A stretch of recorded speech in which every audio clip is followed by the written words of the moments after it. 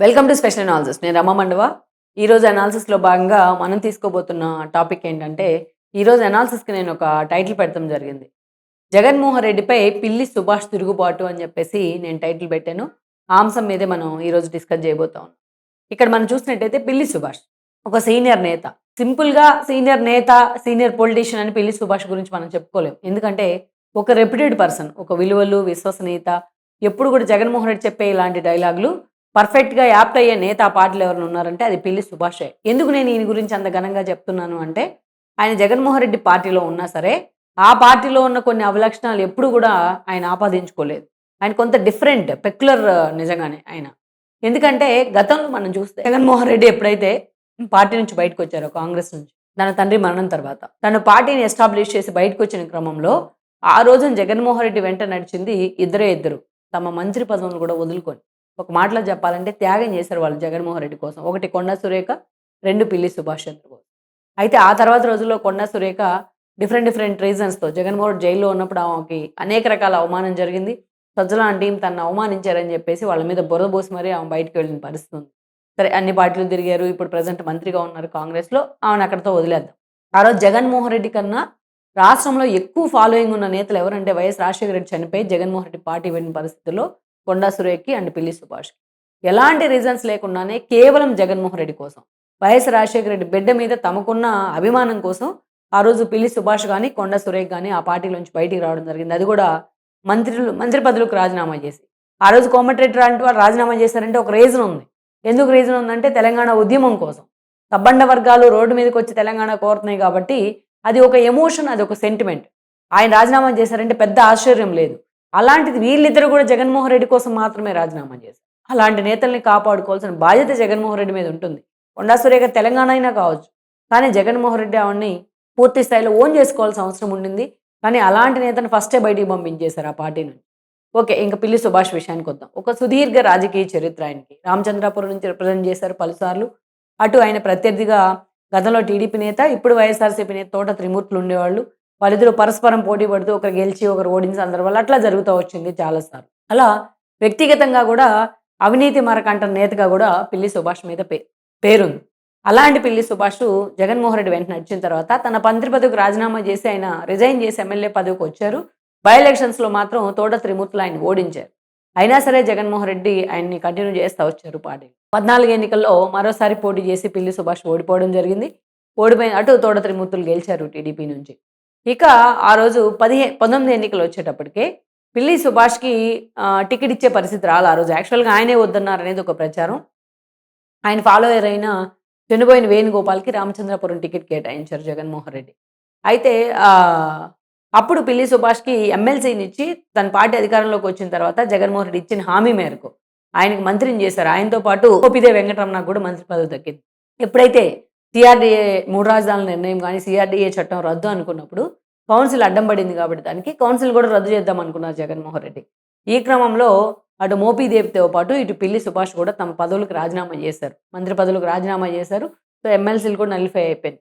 ఈ క్రమంలో జగన్మోహన్ రెడ్డి వాళ్ళిద్దరికీ మాట ఇచ్చినట్టుగా రాజ్యసభ సభ్యత్వం ఇచ్చున్నారు. అటు మోపిదేవికి, ఇటు పిల్లి సుభాష్. అప్పటి నుంచి ఇద్దరు రాజ్యసభ సభ్యులుగా కొనసాగుతున్నారు. మొన్నటి ఎన్నికల్లో పార్టీ ఓడిపోయిన తర్వాత మోపిదేవి వెళ్లి టీడీపీలో అఫీషియల్‌గా జాయిన్ అయిపోయి తన రాజ్యసభ సభ్యత్వాన్ని తీసుకెళ్ళి తానా సతీష్‌కి ఇవ్వడం జరిగింది. అది వేరే విషయం. ఈరోజు పిల్లి సుభాష్ మాత్రం రాక్ సాలిడ్‌గా పార్టీలోనే ఉన్నారు. ఇక మొన్నటి ఎన్నికల్లో అంటే 24 ఎన్నికల్లో పిల్లి సుభాష్‌కు టికెట్ వస్తుందా? రాదా? అని చర్చ జరిగింది. కానీ లాస్ట్ మినిట్‌లో ఆయన తనకే కాదు తన కొడుకు సూర్యప్రకాష్‌కి టికెట్ ఇవ్వాలన్నారు. ఇక మరోవైపు చూస్తే జగన్మోహన్ రెడ్డి మళ్ళీ ఇంకోవైపు చూస్తే అటు వేణుగోపాల్ కూడా అడ్డం పడ్డారు ఆ టికెట్ కోసం. సో, నువ్వా నేనా అన్న ఒక టగ్ ఆఫ్ వార్‌లో ఒక దశలో పిల్లి సుభాష్ పార్టీ మీద ఫ్రస్ట్రేట్ అయ్యి పార్టీలోంచి వెళ్ళిపోతా అన్నారు. అయినా సరే జగన్మోహన్ రెడ్డి ఆయన్ని కన్విన్స్ చేసి ఆపి చివరకు సూర్యప్రకాష్ వైపే మొగ్గు చూపడం జరిగింది. ఇక అటు నుంచి చూస్తే వాసంశెట్టి సుభాష్‌కు టీడీపీ టికెట్ ఇచ్చింది. ఒక దశలో తోట త్రిమూర్తులు కూడా నాకు మండపేడొద్దు నాకే కావాలి రామచంద్రపురం అడిగిన పరిస్థితి కూడా ఉండింది. బట్ జగన్మోహన్ రెడ్డి మాత్రం పిల్లి సుభాష్ మీద ఉన్న అభిమానంతో వాళ్ళ కొడుకు వైపే మొగ్గు చూపారు. పిల్లి సూర్యప్రకాష్ పోటీ చేసి మొన్నటి ఎన్నికల్లో కూటమి వేవ్‌లో ఓడిపోతే వాసంశెట్టి సుభాష్ గెలిచారు. ఈరోజు మంత్రిగా కూడా ఉన్నారు. ఇక మరోవైపు పిల్లి సుభాష్ రాజ్యసభ సభ్యుడిగానే కొనసాగుతా వస్తా ఉన్నారు. అయితే గత కొంతకాలంగా యాక్చువల్‌గా వేణుగోపాల్‌ని తీసుకెళ్ళి జగన్మోహన్ రెడ్డి చెన్నుబోయిన వేణుగోపాల్‌ని రాజమండ్రి పంపించారు. అక్కడ కూడా ఆయన ఓడిపోయారు. అయినప్పటికీ తన కాన్స్టిట్యున్సీ రామచంద్రాపురమే అన్నట్టుగా అక్కడ ఆయన తన అంచులతోని హడావిడి చేస్తూ ఉన్నారు. ఈ క్రమంలోనే చెన్నుబోయిన వర్సెస్ పిల్లి సుభాష్ అన్న ఈక్వేషన్, పిల్లి సూర్యప్రకాష్ అన్న ఈక్వేషన్ తెర మీదకి వస్తూ ఉంది అక్కడ. ఈ సఫికేషన్‌ని పిల్లి సుభాష్ తీసుకోలేకపోతా ఉన్నారు.